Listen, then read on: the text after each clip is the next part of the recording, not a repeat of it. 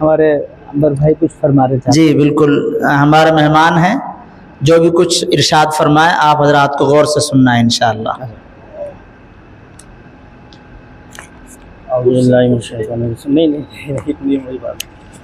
السلام علیکم. دیکھیے میں تو ایک جاہل آدمی ہوں، لیکن علماؤں کی خدمت میں رہ کے کچھ سبق یاد کیے ہیں، وہ ایک سبق آپ کو سنانا چاہتا ہوں. ایک بار ہمارے حضرت مولانا حضرت محی السنہ شاہ مولانا ابرار الحق صاحب رحمۃ اللہ علیہ ایک مدرسے کے اندر طالب علم کو خطاب فرما رہے تھے. تو وہ بتا رہے تھے ایک زمانہ امت کا ایسا تھا کہ علم دین سیکھنے والوں کو عہدہ دیا جایا کرتا تھا. جیسے کسی کو گورنر بنانا ہے، کسی کو امام بنانا ہے، کسی کو قاضی بنانا ہے، تو اس کو علم دین کے اوپر ہی اس کو عہدہ دیا جایا کرتا تھا. جو مطلب ہے نا مسلمانوں کا دور تھا حکومت کا.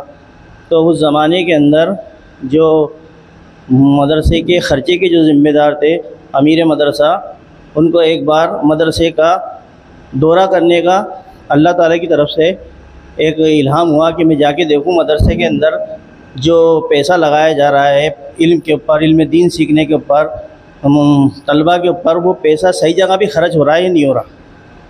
تو انہوں نے دورہ کرا، اور دورہ کرنے کے بعد انہوں نے بچوں کو بلایا، مختلف الگ الگ بچوں کو، اور ان سے پوچھا بیٹا آپ یہاں کیا کرنے آئے ہیں؟ کسی بچے نے کہا کہ حضرت میرے ابا جو ہیں قاضی ہیں، لوگوں میں فیصلہ کرتے ہیں، جسٹس ہے، تو وہ چاہتے ہیں کہ میرا بچہ بھی بڑا ہو کے قاضی بنے اور لوگوں میں فیصلہ کرے. دوسرے کو بلایا، اس نے کہا ہمارے ابا جو ہے امام ہیں، وہ چاہتے ہیں میرا بچہ امام بنے. کسی اور کو بلایا کہ ہمارے والد صاحب بھی چاہتے ہیں کہ بچہ ہمارا حافظ بنے. تو سب کی جو نیت تھی وہ جو تھی دنیا کے اوپر موقوف تھی. تو انہوں نے کہا کہ بھائی ایسا ہے، یہ جو پیسہ اتنا جو مدرسے پہ لگایا جا رہا ہے اور اتنا پیسہ جو ہو رہا ہے وہ صحیح منصب کے اوپر خرچ نہیں ہو رہا. تو وہ جانے لگے. جب ان کا ارادہ جو چینج ہوا کہ بھائی مطلب نگیٹیو ان کے دماغ میں جب آئی، جب وہ جانے لگے تو ایک بچہ دیکھا بڑی شدت سے پڑھائی کر رہا تھا. انہوں نے بچے کو بلایا اور اس سے پوچھا بیٹا میں آپ سے کچھ بات کرنا. انہوں نے کہا بھائی مجھے تو سبق یاد کرنا ہے، میرے پاس آپ سے بات کرنے کا ٹائم نہیں ہے. تو انہوں نے کہا بیٹا بس تھوڑی سی بات کرنی ہے. کہ فرمائیے آپ کیا بات کرنا چاہتے ہیں؟ کہ بیٹا آپ یہاں کیا کرنے آئے ہیں؟ کہنے لگے بھائی میں علم دین سیکھنے آیا ہوں.